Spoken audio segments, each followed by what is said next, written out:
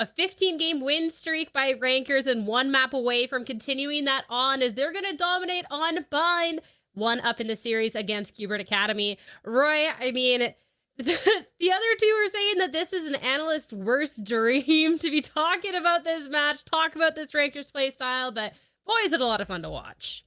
Yeah, I mean, let's just say there was rounds where there was literal 5v5s happening in certain parts of the map. One's outside of hookah, one's outside showers. I mean, we're seeing a level of Valorant we're not used to, and it throws us off. It's chaos, but I love it. It's entertaining. It's really fun to watch, and there's a special, like, unique charm to it. Yeah, it's entertaining. That is 100%. I'd blinked a couple times, Ash, and I'm missing around, but Rankers, you cannot deny that they have the confidence, they have that fragging capability, and even as soon as CUBE and Academy started adjusting their playstyle, Rankers were able to still one-up them in the end. Yeah, I think that's also kind of what plays well. I know you can't really get like too analytical about it, but when you're gonna look towards, you know, CUBE and Academy running this double controller composition, you need to be able to disrespect the control that double smash does provide, and I think that's exactly what Rankers did, both on defense, you know, denying that ability for Scuba to have any lurk capability, and then on attack as well. Just, you see that even running through and disrespecting those Vipers mollies and just taking these crazy timings you could never encounter. Yeah, there is a couple of different timings that's just like, really? Like, that's how it's going to be happening? And something, too, that CUBE and Academy, where they weren't always ready for. Yeah, I think there's this thing where Rankers, they have complete tempo control, right? And people don't talk enough about tempo control, but it's a very real thing. Once you're playing against a certain pace and a certain level of like relentless aggression, you get tempted to start to play that game, right? And when you're a structured team like CUBE Academy, you don't really want to have a breakdown in your fundamentals and in the way that you want to approach the game, right? But they tempt you. It's like a constant looming presence of like, oh, they're doing it to us, so I want to do it back to them. And that's where you see a lot of mistakes happening, specifically from site anchors overextending themselves when there's not enough pressure, and you get these sort of errors that are almost like they're just uncategorized for these teams. Especially, too, even if CUBE Academy is getting back in their face and they're not willing to back down, Rankers are a team that have definitely shown they have the capability to shoot. And if they're a little bit more used to taking that pressure, most of the times they're going to come out on top. There's a couple of rounds, of course, Ash, where that all went a little haywire, and Rankers, you know, they got humbled a little bit. But yeah, when even when CUBE Academy got in their face, Rankers, they didn't ever really feel too uncomfortable with that. No, I mean, I think, you know, the hookah play that I feel like anyone who watched this map is going to remember, where you get the TP through and there's the deadlock already playing behind the wall, and you have like, what, like 7 bodies sitting around hookah, and then the rotation comes through. But at the end of the day, it was just lights out from Rankers. It felt like every single player was stepping up to the plate. Of course, cainzera going to be the MVP by far with that 31 and 13, and 432 ACS is crazy. But you have to also give credit over towards players like Ion2X as well, where if cainzera wasn't popping off with those first bloods, he was usually the player to even take those engagements. And one thing that's not really mentioned on the screen is the fact that cainzera has 271 damage per round, and his openers he has 8 first kills and only 2 first deaths. So in terms of like opening up the rounds, disrupting a structured team like CUBE Academy, I think cainzera is an absolute nightmare when it comes to people like T-Dog and Dapper that like to, you know, plan their prep and kind of figure out how they want to play. And he was someone that last week was able to be popping off as well. So this was a very highly anticipated duelist head-to-head, and want to reflect a little bit more on that, because on the opposing end, I mean, Redux, he did do a good job here, but that pressure that cainzera was able to provide here, especially when you're looking at something like the ISO, being able to all of a sudden go for these ults, Roy, and be able to get those opening picks, like, it was just too much for CUBE Academy to handle in the end. Yeah, the kill contract is such an amazing counter to the Viper lurk. Yeah, it is. And I also think, like, you were talking about the shields that cainzera was able to pop up. I felt like it was, you know, you see the first blood happen, cainzera pops that shield, goes for a second engagement. Redux doesn't have that same kind of capability to play with him for himself with that kit as far as just raw fragging potential. And we just saw how often cainzera took advantage of his kit in that kind of sense. And that was kind of also what we alluded to before this match even started, that difference in those first engagements. And where it's going to get really important on Pearl on our second map is going to be watching for CUBE Academy trying to shut Kainzera down early on and not allow him to find that initial advantage for his team.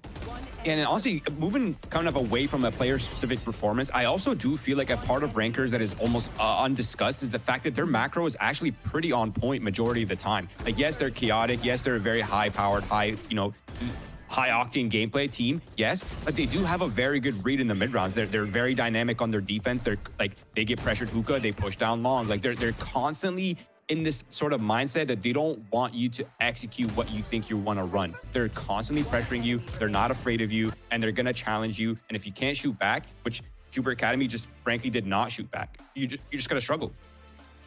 Yeah, that's what makes this team absolutely so dangerous to go up against. And CUBE Academy finding that out firsthand is now down 1 in the series.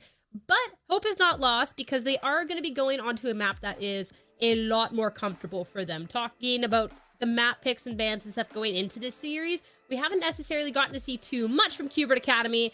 We got a little peek into the bind, but Pearl, Roy, we've seen this the last 2 weeks from CUBE Academy. So this is a lot more of a known quantity we're heading into. Yeah, that's a very good point. Because, I mean, we're going from Bind, that is Ranker's map pick, a map that is suitable for their playstyle, right? The double dualies. But now we're going into Pearl, a map that sort of requires a little bit more structure, especially in terms of how you want to approach mid, how you want to push and pull the pressure. And you're going up against a very util-heavy comp that CUBE is going to pull out right here. And I think overall, their game plan has improved from their first to their second showing on Pearl. And I think that trend is going to continue here.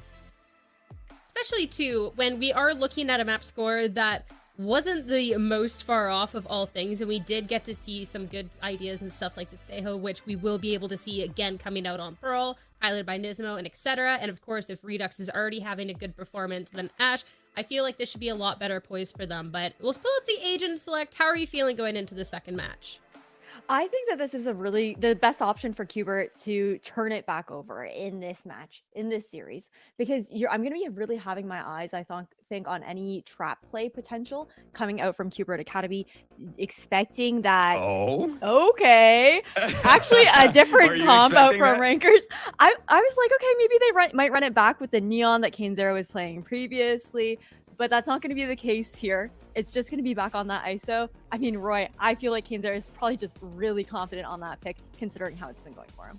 Yeah, absolutely. He's doing a phenomenal job. But I do have some concerns, right? Because I feel like the ISO almost doesn't pair very well into the Breach and Tejo, right? Yeah. There's just so many layers of things that can stop you. Whenever you pop your shield, you're giving audio cues to sort of, there's windows where you can counter util and sort of fight back. So I think overall, they're going to have to get a lot more creative with how they want to approach this map, and they can't just hold W into victory this time. I think that's a really good shout, because a big thing with the Neon that they previously ran was the timings that you could catch, especially with Exeter, with his TPs there and whatnot as well. But again, I think it all falls down on CUBE Academy, especially starting out on the defense first, to make these trap plays work, to be able to divide Rankers up and isolate those initial fights to find that success. Well, time to see now, heading to Pearl, CUBE Academy's pick. If they can dismantle this aggressive playstyle from Rankers, or if Rankers are going to be undefeated and keep that streak going. It's time to head into the map and back over to your casters, Uber and Wyatt. Thank you very much, gang. Okay, both these teams, Wyatt, with an interesting tweak on their comps. I guess we have the Breach instead of the Fade for CUBE Academy. Rankers also bring this over. There's very little flash util, space creation util. They want a double duelist here. I'm very curious to see how they do things like fight for a main, for example, with this kind of comp. Yeah, I'm curious to see as well if it's going to be far more difficult, surely at least somewhat more difficult, for them to run it down into the sites now that they're going up against an actual Sentinel on defense.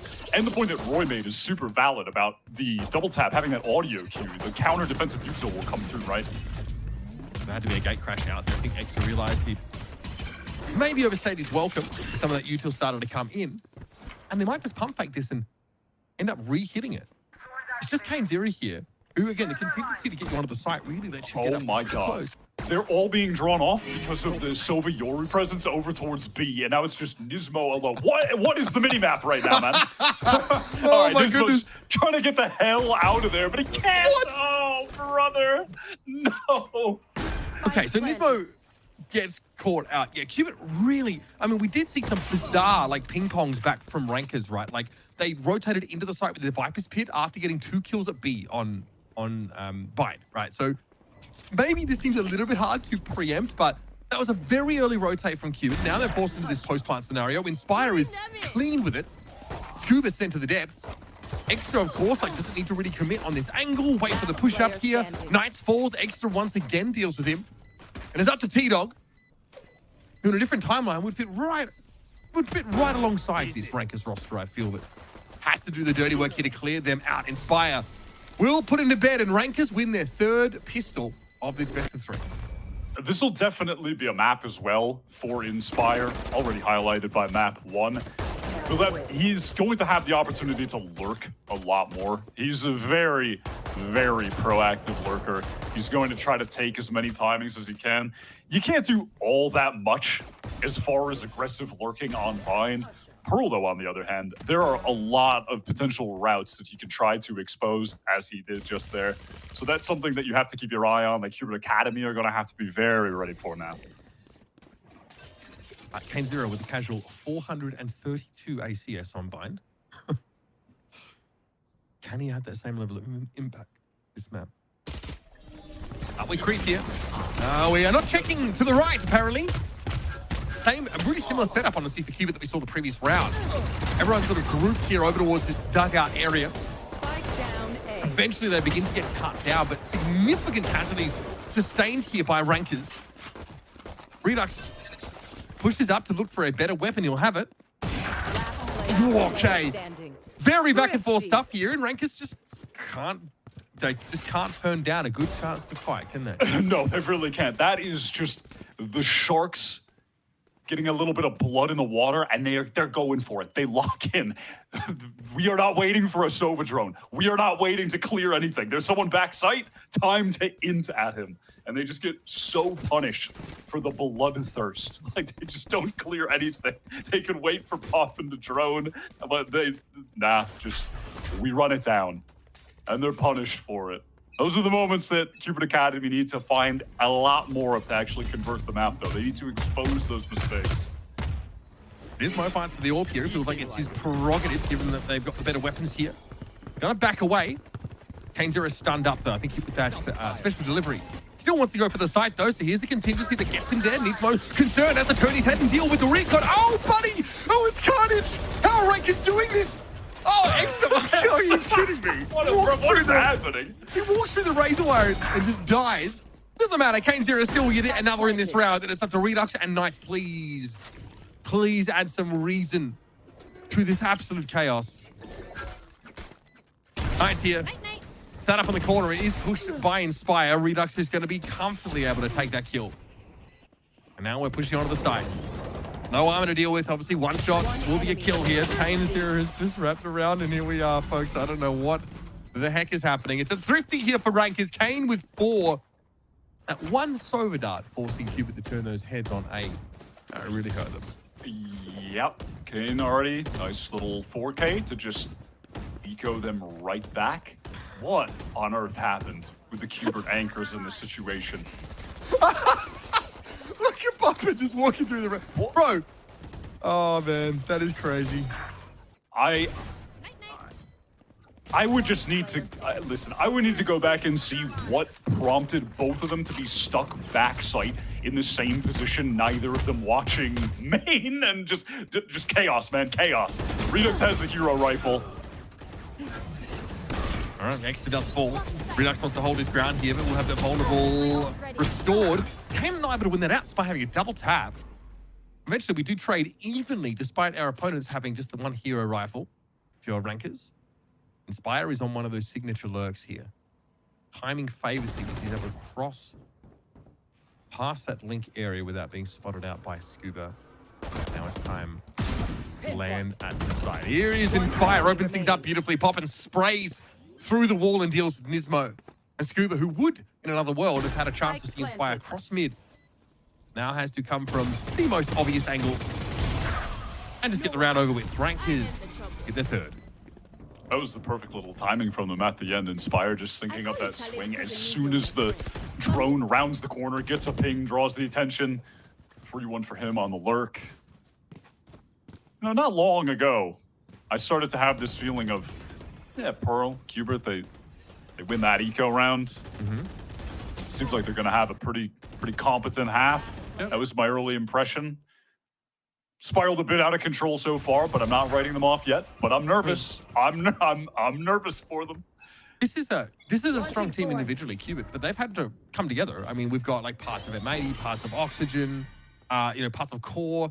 I think they really crumbled under the pressure in that crucial A round, right, where they just got run into. Absolutely. Oh my God, that just does not catch anyone. Kill contract completely whiffed. All good though. Rankers are on the cusp of getting 4 other ults of 1 orb away from any of them except the Cosmic Divide. Yep. I mean, here's T-Dog, forced back by that flash. Kane though eats him up. We are wrapped. Kane now wants to push water in the timing. Oh, the timing for Redox is so unfortunate for him. Not though if you're a fan of Rankers. Kane just chows down on him. Popping those wrapped all the way around, eventually brought down by Nismo, and here is Exeter. Thinks about Tower, it's a shoulder peek though. Knows that Knights is lingering elsewhere. Not ready yet. Is on the site itself.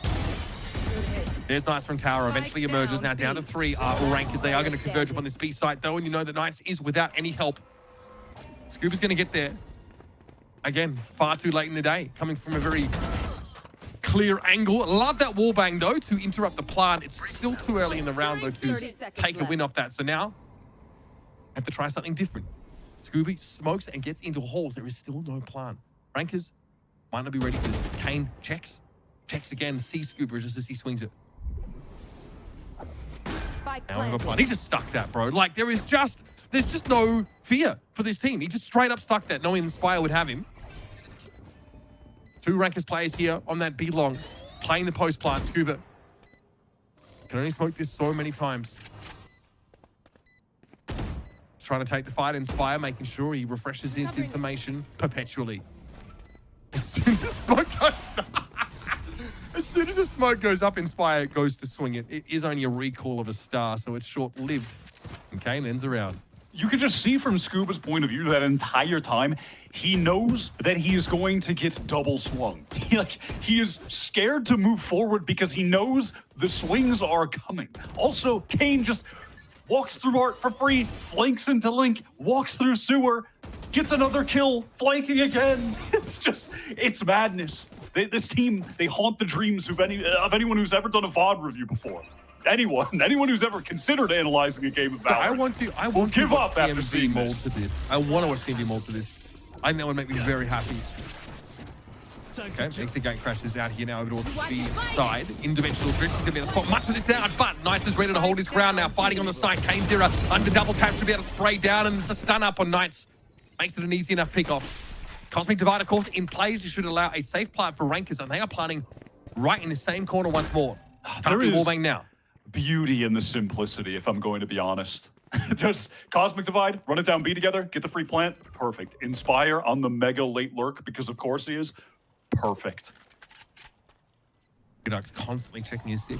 He has the right idea for it, but it's really a matter of timing. He's got other work to do. He needs to be the one to crack open his side. Blade Storm in hand, he's going to go for that corner. Tailwind into the smoke. Nismo going to be affected there by the pulse there, but he's still able to get the salvo out, and there is a Armageddon that claims Exeter. Inspire, though, has wrapped around. Really took his time to find the kill that really undoes CUBE. That pick off on the jet was everything for Rankers. He's always going to be flanking. He's always behind you. He gets a free kill, closes out the round. Kane gets, I don't know, 3 more in that round, something like that. Already has another kill contract after he whiffed it like 2 rounds ago, by the way. It's just mental. Retake is coming in. Bet. We're just all holding every angle together and fighting. Again, it's simple, but it really is gorgeous in a way. You have to appreciate it. It is very effective. I don't know how many people are, on first glance are going to call the Rankers playstyle like anything approaching aesthetically pleasing, Wyatt, but it isn't particularly convoluted what they're trying to do. And again, like, they have a great Cosmic Divide that round that really just lets them get the plant in a location that virtually is, undefusable if there are any players over at B long there. Knights as well has taken that flank angle quite a few times, right? Appearing from tower and just nailing it yet. This is not even that most recent round. This one is now, of course. This is the Armageddon, which I did like. It does flatten Exter, who basically knows he has nowhere to go. But again, Inspire, he is here in tower. He keeps lurking up mid and wrapping to tower. It's giving bruh, you know? Yeah, I couldn't have said it better myself. Hubert in that timeout just wishing they had come into this game with the G2 comp and had more trips. That's what they're preying on right now. Because they're getting cooked over towards Art, man. They're getting exposed. And they're looking like a kicked anthill over at B.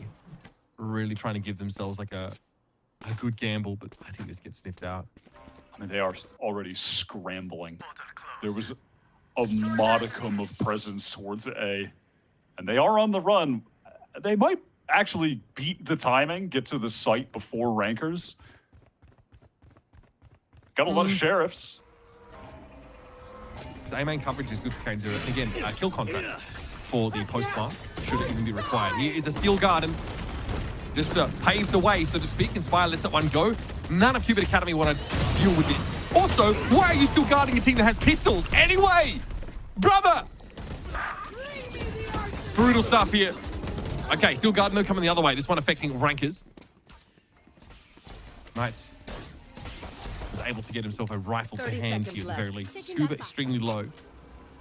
Just have to give up the site entirely and maybe look for some exits here. One enemy remaining. Just using the plant as a bait to take a duel. It's just, you love to see it. You really do. 10 seconds left. Yeah, I mean, this is really why I think a great I mean, what is the win con they're playing to there? The win con is, listen, like, it's not about the destination. Crazy. It is only about the journey. It's not about the spike either. Nope. It's not about planting why, there is more than one way to win a round in Valorant, brother. And I agree. And I love it. And one of the ways that they tried to win the round was also just swinging through the smoke in secret. No flash coming through as far as I saw. Maybe in the replay, I'll notice some sort of intricate utility micro setup that allows him to get the push through the smoke. But as far as I saw in real time, he just activated his shield and sprinted through the smoke. And Exter was like a couple seconds behind him. And they just take the fight to them. All four players with the pistols standing there. And I respect it. I really do. Oh, man. You know, this is a testament as well, Mitch, to as long as you do everything together, it's better than, trying to play smart, but things being a little disconnected. It's better to be silly as a unit. You know what I mean? I mean, again, like, you get shot, you die in this game. I want people to savor this, generally, because we might not really see this very often, if again, right? Especially if this Rankers teams gets looked at by, because of the quality of their players by franchise teams. And I hope they don't. I hope they stay together. I hope someone signs this team. I hope they go full G2 on this team. I really do. But if they do get picked apart, it might be a little bit hard for them to play this way in the future. So enjoy it while we can, folks. Because it is quite something. It's spectacular. Redux here. Oh, buddy. Okay, actually, he avoids the... No. Okay, so this is when he gets caught. Has he lost a kill contract yet? No, he has won all of them. I mean, it's insane. It is insane. It is... Well, Kane is that much better in the server, first of all. It is pretty... hard to lose that when you, of course, have a double tap active when you go in there. But, yeah, it's been an incredibly efficient way of getting a free kill for your team at the start of a round.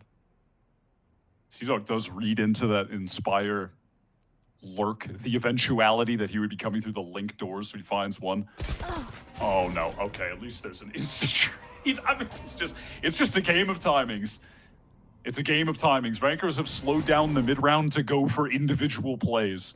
I mean, you would say that, again, with timings, but that would imply that there's actually some variance here.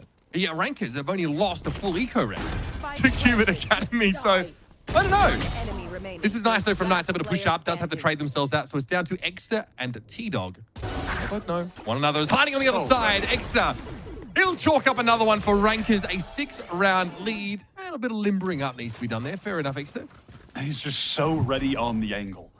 watching rankers against a lot of the teams in Challengers, it's like if you're a poker player who understands the fundamentals, it's way easier to beat that kind of player than the chaotic guy that's just doing whatever he feels like, calls every raise with every hand, and is just hitting every gut shot straight draw that comes out. You know what I mean? It's easier to dismantle the guy who has some fundamental sense of the game. I heard that Bren is like that at poker nights. Can you confirm?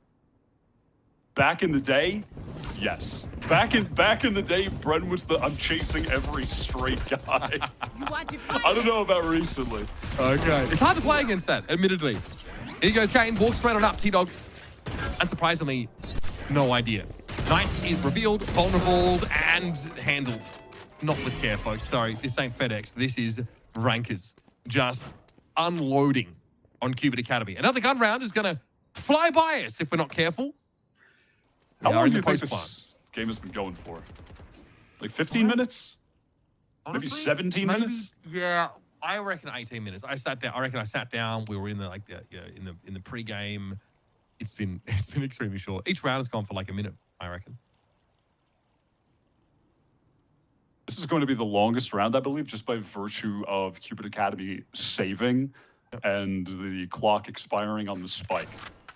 Because typically, this is where rankers would be running at them even with the spike planted. Right, so full save here for CUBE. Well, there's 3 guns.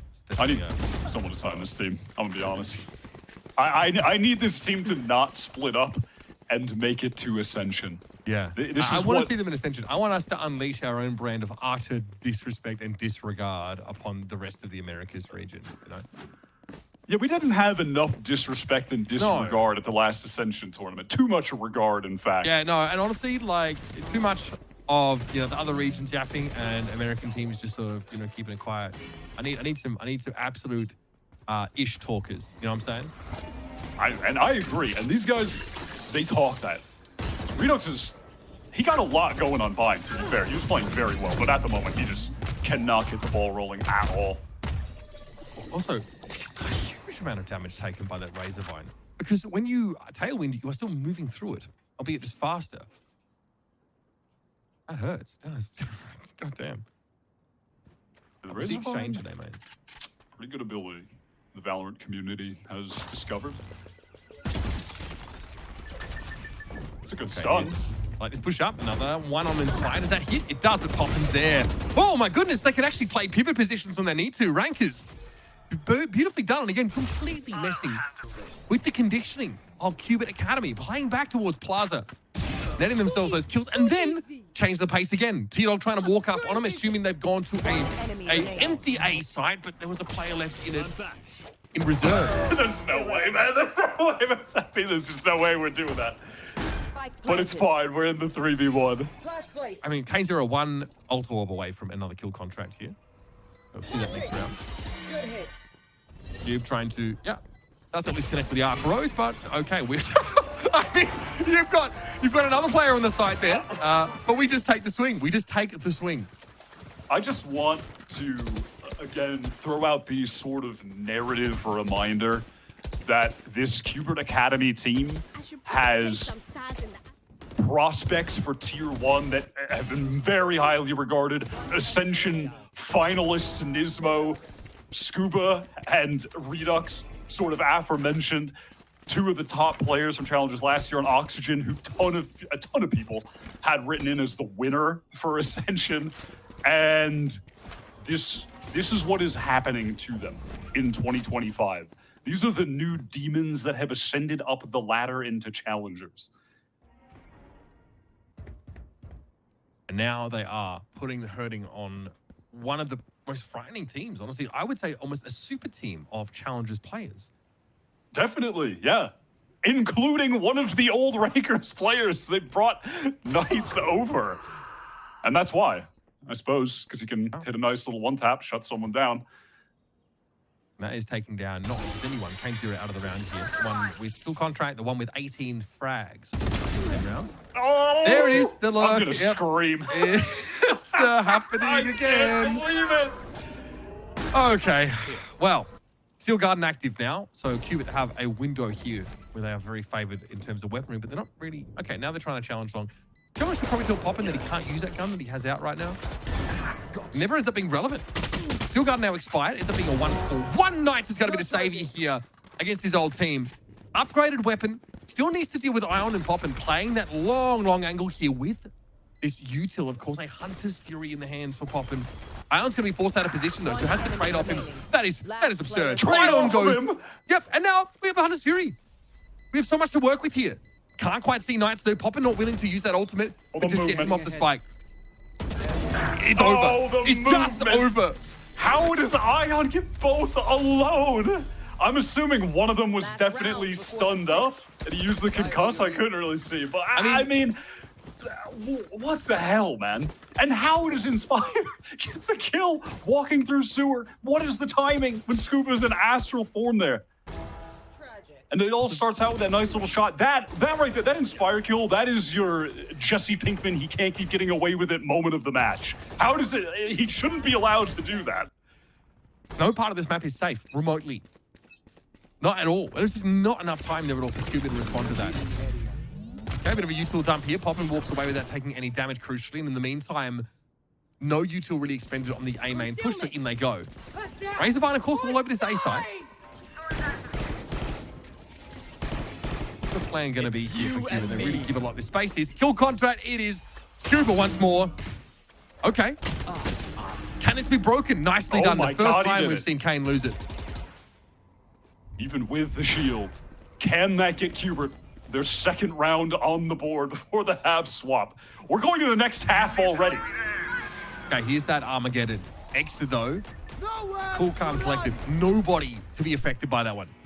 Hunter's Fury now for the attack side team, and Nismo's the one that gets caught. Fault line comes through. Extra sat back on that corner as T-Dog's going to swing it. He wins out against the stunned player, but Inspire is on the bloody flank. He's behind them again. Oh, man. Ion and Inspire v Redux, and it's 11-1 half against what one would suggest is one of CUBE Academy's best maps, the one they selected. Brother, please.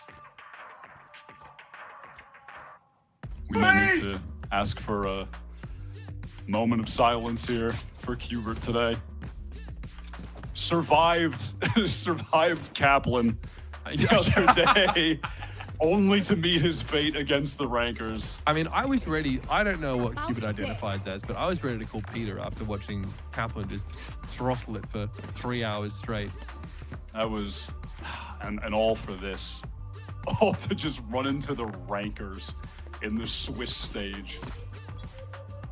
Oh, man. Okay. Well, second half starting now, folks. Pistol sees rankers up 11-1. After the most disrespectful half of Pearl I have ever seen. And I've seen PRX in this map. Tuba does not want any of that smoke, and for a good reason. Extra with the big iron is pushed all the way up this B side now. We have a push out of Art. We're starting to take over Plaza now. Rankers are pushing into this. Tuba's going to be multi-faced here and just sat down. T-Dog's going to flash himself out into this. There's 3 players looking at him. Man, you don't win those. Blinding. You really do not. Even right now, look, you have Poppin watching for the flank through A. He's covering that in Art. Extra also aware that he gave up that belong position, so can even call for an Arc Rose activation to play off of here, which will be dirty. Here we come. Flashing. Is that flash? That's Yep, they get confirmation. Just on the run from Redux as well. They're just not giving him any time of day. They've seen him twice, and they are not fighting him. Well, maybe Ion will. Has other ideas, but Redux should clear this. I mean, he's checking this. He has crosshair placement and a little shoulder pick as well. Nicely done by Redux. I mean, his game, all things considered, he's had a good game. Not going to take anything away from him. Just completely bodied in the neutral by this team. Inspire finds just the one. He's very low. 10 health, to be exact.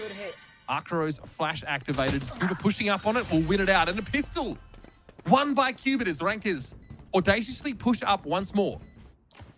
And it looked like it was going to work out. They traded out effectively in mid. But it was nicely handled in the post plant by Scuba. And Redux did get a pretty solid amount done just by being that presence on the flank. Rankers tried their best to ignore him, but ultimately he is able to find that kill, cause some delay. So well done from him. They're back in the game. I don't believe yet, but they're back in the game. Something at least to work with. Kane ended that first half with the 19 kills, so pretty incredible showing there. CUBE with a Guardian Bulldog Phantom. Look. And Rankers, of course. Not that this will stop them, folks, but just on pistols. CUBE themselves, they have 2 pistols in this round, and they're about to walk into 3 players. They're getting flanked right now, by the way. This is dangerous. Yeah, they're on a timer. There is a shield wall there, though. Wow. So they did actually trigger the wall. I thought they didn't, and then Exeter was just going to teleport over to stack the site. But they did actually trigger the wall, which is causing CUBE to turn around, try and go for this re-clear. Best decision for them, for sure. Absolutely. I think it might be a one and done position for Inspire. He's going to get all. Oh, you're kidding me. Get out. You're kidding me. No. He just sees all this go past him. He can't keep getting away with it. I mean, he's going to get one wipe, but how much more is the question? They're all going to line up for him. He can't keep getting away with it. Oh, no! Inspire gets the spike loose and just gets off the angle. Okay. 30 seconds Not left. done yet. No more thorns. Razorvine throw down. The spike was recovered now, and you've got to play very long range with a classic Spike tough for planted. Inspire. He will fall to a Guardian. Man, he see everything from that position. Nicely done by Kane. Double tap active now as well. Pretty deadly with the Sheriff in hand. Scuba, low. There is a wrap coming, though, from Nismo. Last player standing. And here it comes. Connects with Ion. It leaves Kane solo now with that double tap expiring. And that'll be that. Oh, man. Never a dull moment with these Rankers, boys. Another round for CUBE Academy. He still gets another one at the end. Why not? Why not deal a little extra economic damage? Why not get closer to another kill contract? Why not stat pad as well? Just get It's not the reasonable. extra kill. It really isn't reasonable. This is why we need the replay system in Valorant. We can't let these games be lost to time. This is too obscene to be just a memory, a distant memory in the future, Mitch. We need to be able to replay this tape from Game Zero's point of view. It's going to be a hidden gem, honestly. It's going to be the dusty tome in the back of the blockbuster. A dome in the blockbuster. That's it. Thorns down. He loses out pretty badly there. He's out of... Spike down. Inspire at least able to take one, but that's going to be the trade. So the Vice down on the B side. This is going to be drawing everyone back. Extra, of course, gate crashed out, so has to walk back over to B once more. Important mid connection here, and that encounter won out by Knights.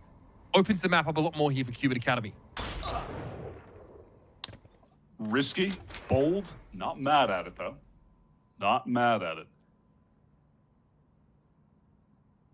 11 health for One Extra. enemy Veritable firing squad waiting for him to emerge, Yeah, I as of think- course he does. Hubert had some sense as to how Rankers were going to play that situation. So they decided to counterplay by standing still. The old noise cut gets him every like time. that. I like that.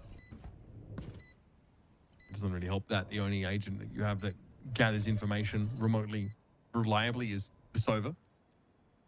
Yeah, unfortunately, it does feel like the attack side is where, at least in the case of Hubert, and probably most teams we're going to see, will be able to get an advantage against Rankers, because I don't want to be too general, but their playstyle definitely offers up a lot of exploitable moments for the attacking side to kill defenders that are pushing out aggressively and going for timing swings.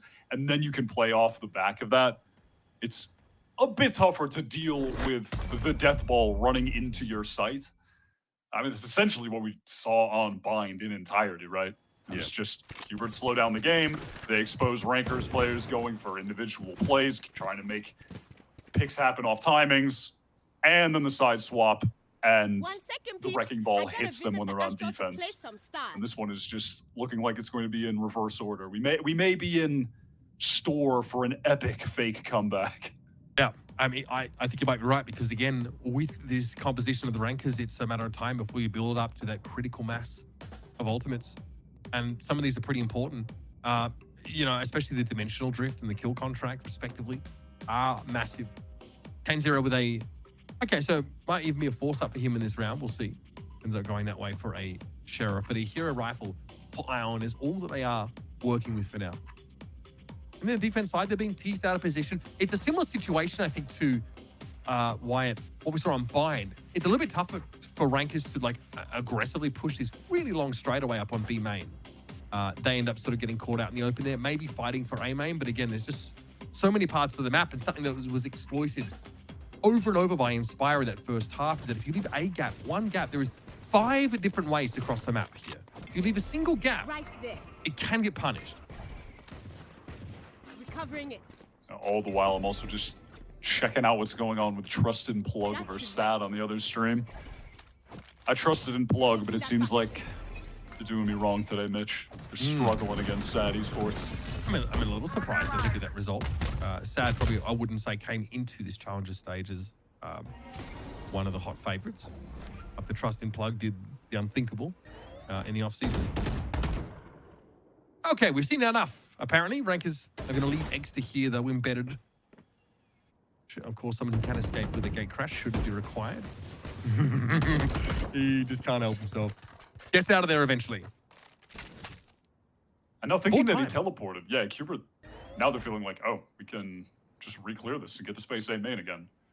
Bet. And they have Scuba with the Outlaw over towards B, just making sure that rankers are not pushing up, but they are. It's just in mid. This does at least allow Cubit to settle on this A site here. They're going to smoke it out entirely. Spend a fair bit of util doing so, mind you. Please. And there's Inspire waiting for Scuba to push up into him. So, that is an Outlaw picked up now by rankers. A long way away on this map, though. And again, a shield wall that may have been triggered, I think. There were Kane0. He's close on his corner, has to find a way to win this out. It's a tough ask indeed. But elsewhere, T-Dog has gone down. So, rankers are playing at an advantage now in this post plant. And here's the Steel Guard and getting thrown out. Nismo, though, just sidesteps it deftly. Redux not close enough to be affected by it. Nismo ends up trading with that rifle. How does this Outlaw come into play, I wonder? Redux is all over the site. Ion there, flattened. That is classy stuff from Redux. Damn. That was a lovely shot at the end. Was getting really worried there for a second. Not only does Inspire obviously find that kill on Scuba, who's trying to watch an extremity with a scoped weapon. Not a bad idea. It's very akin to what we saw Leaf doing for all of Americas, right, on this map. But it was this moment where that duel kind of determined the fate of the round, to be honest. Yeah.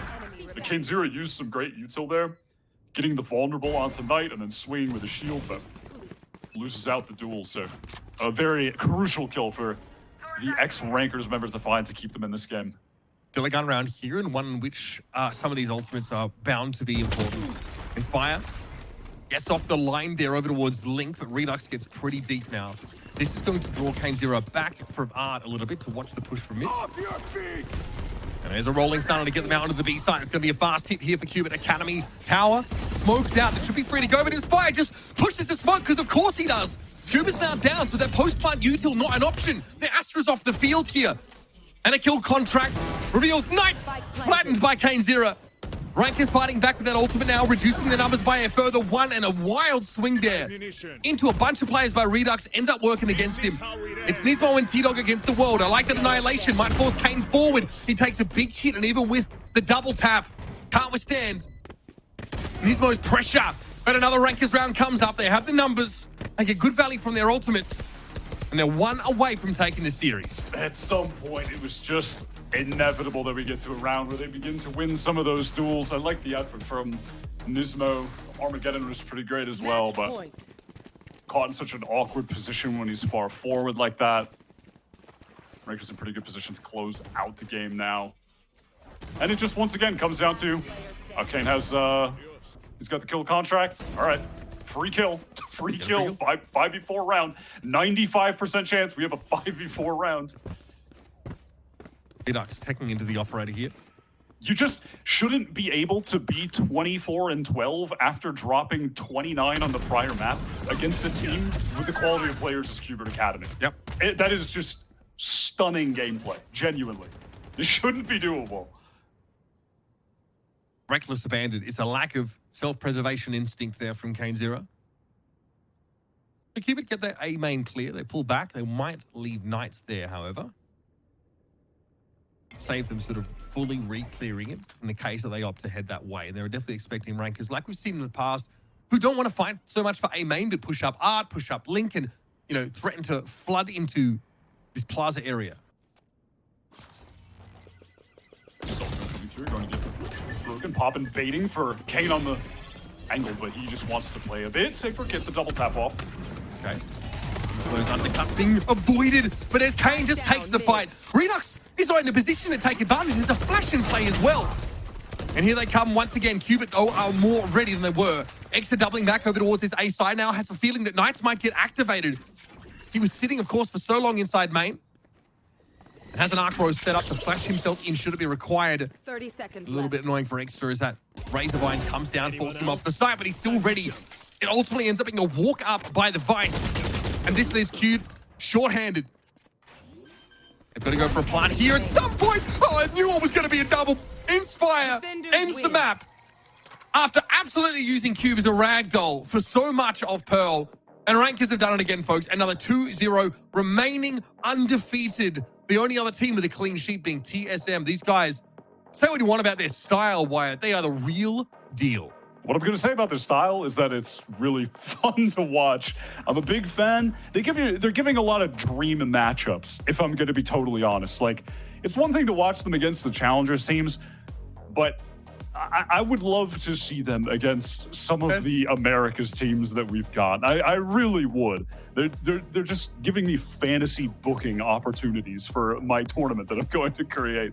They're just hella entertaining. I mean, Kane drops like 55 kills, something like that, damn near over the 2 maps. Inspire, once he gets off-bind and onto a map where he can just be crazy active with the lurks, he goes for every timing, catches all of them somehow. No one kills him, but he's just walking through the sewer door like multiple times.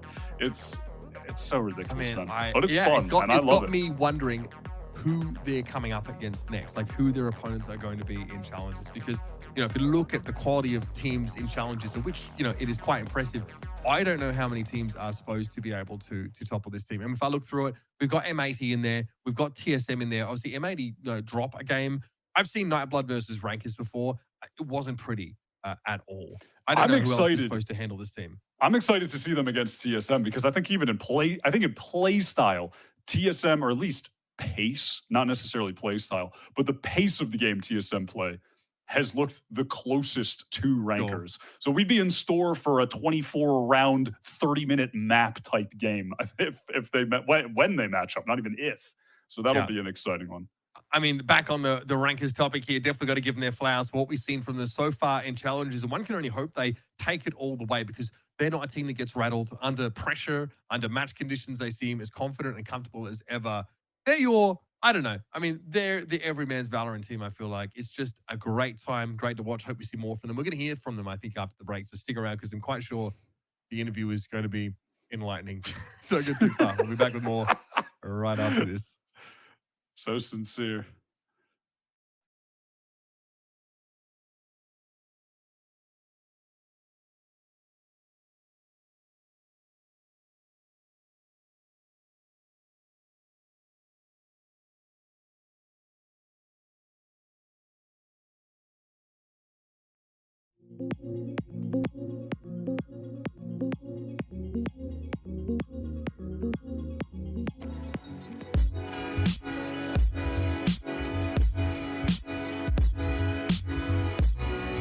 Yeah, to be honest, I don't know the exact reason. If I had to actually guess, it just comes down to the idea of not keeping Redux on a bench. So he gets to play in the league. He kind of gets to, not that he like runs the team or anything like that, but you know, he's like making content. He's still like, you know, definitely like a leadership role like on the team. But it just seems like a good opportunity for him, a win-win situation where he gets to play, keep getting better, you know, stay kind of like fit per se, like playing the game, and then 4 other people that he thinks are, you know, are on like a VCT level, maybe close to a VCT level, you know, we get to kind of like train, band together, and who knows? Come towards the end of the season, we might go all of our separate ways to different teams. Maybe we'll join a team. It's really like up in the air, but shout out Sentinels to making it happen, because without them, the tier 2 scene is in big trouble. And there's like a couple other orgs like Shopify, M80, that are dope, that have teams and stuff like that. TSM, obviously, shout out TSM. But it's just good to see that people still care about players who aren't in the VCT scene, because without that, you're not going to be able to get any new people. It's just going to be a really random system.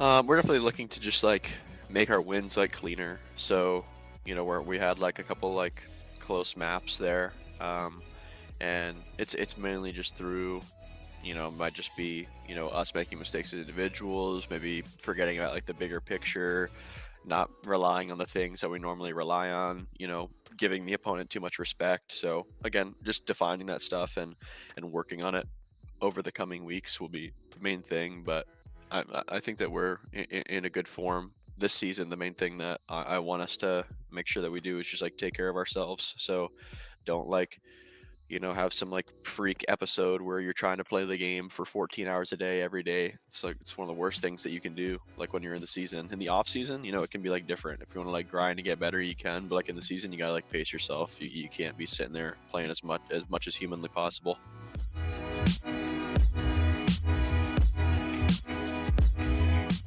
I definitely want to be understood that we are the best team in the league. If we want to, we can go up and play in VCT. We can sub out for one of those teams there. And again, I want everybody to really understand that the top level of tier 2, they're ready to do that. We already saw it with the YFP team. Shout out them. They went up, they played under Furia when the visas weren't there, and they kicked the shit out of 2G Esports. And you know what I mean? Like, we could do the same thing. Other teams can do the same thing. It's just about time now, right? So just like putting our money where our mouth is. But we're gonna come out swinging really strong.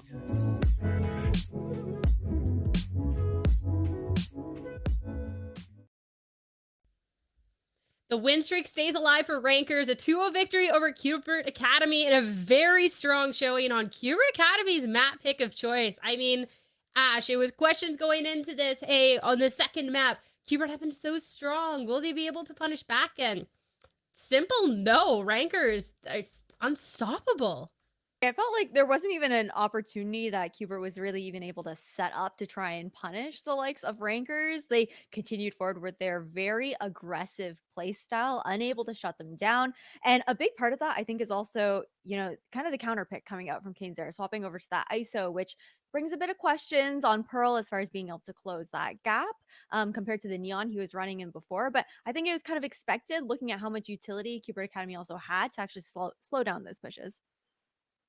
I was curious going into this, Roy. Once we got in that side swap, CUBE Academy, they definitely know how to play from a deficit. We've got to see it versus Ambrosia in week 1 there, but I mean, it just wasn't their day today. Like, this aggressive play style, they just didn't really have any answer to it. I mean, frankly speaking, they just weren't shooting back. There's really no other way to sugarcoat it, honestly. It really did feel like Rankers came in guns blazing. They knew exactly how they wanted to play, and they just exposed every single weakness that CUBE had on their defense. Historically, a side that they've not really been that comfortable playing. But that being said, I still think, I completely agree with Wyatt when he mentioned the beauty and the simplicity. Rankers are totally good with just imperfect play as long as their odds are good. They're okay with non-picture perfect things, and they understand the pressure they apply over these teams, and they push and pull perfectly with it, allowing KaneZera to like wedge himself into the gaps, exposing all of CUBE Academy's weaknesses and sort of like openings, and it really did feel like a relentless one-sided affair the entire time. And it was a weakness too that seemed really prominent as we got later and later into the game, because CUBE Academy has been this team that we've praised these players for. Well, they can do so much. These are such talented players, Ash. They should be higher up, but later on in the matches, it seemed like all that confidence was just zapped from them, which is not a look I expected from the squad. Yeah, I think that's kind of the problem too, is Rankers, they come out guns blazing, right? And then as the match kind of continues to go on, you see Cubert giving them more respect with time. And that is something that where Rankers is going to take complete advantage of that through and through. We even saw both timeouts being used back to back in both rounds 7 and 8, neither of them netting in a round win out from Cubert. And I feel like when that happens as well, that's going to just kind of continue to deflate your mentality in this game. And I'm at least going up against his old squad here, Roy. Knight's being able to put up a decent performance, but yeah, it just wasn't enough in this case. I mean, Rankers across the board just, Yeah. yeah. I think Knights honestly did a pretty good job though.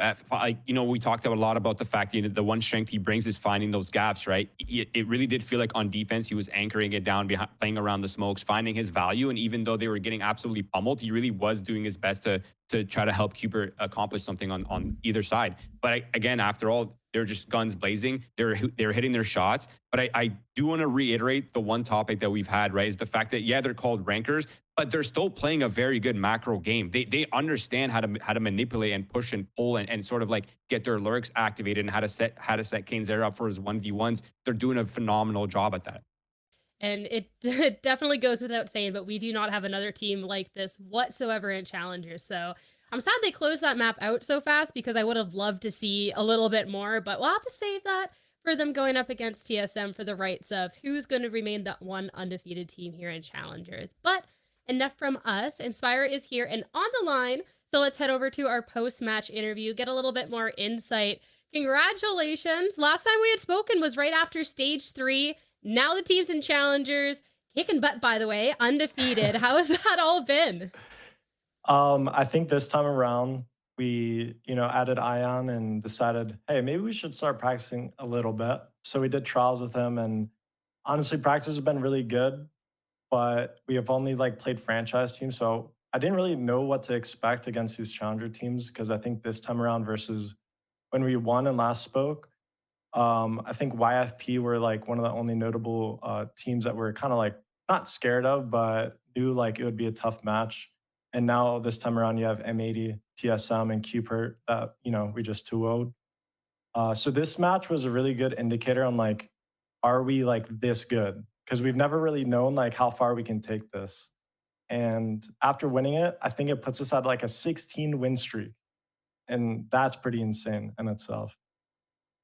I mean, then you say the question was for yourselves, are you that good? Are you feeling like this team is that good now, seeing how you have stacked up against these teams and these players that have been talked about so highly? Yeah, no, I mean, this match just totally gave me individually so much confidence in this team. I'd already known everyone was, there, especially after that win.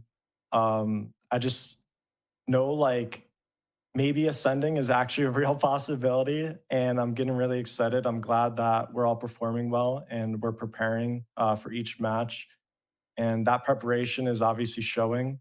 I thought it was going to be a lot closer, and in a way, I am sad, like you said, that it wasn't that close. But they're a good team. We just had really good prep, and we read them on the map very well. I think their Pearl pick, we did a lot of homework on.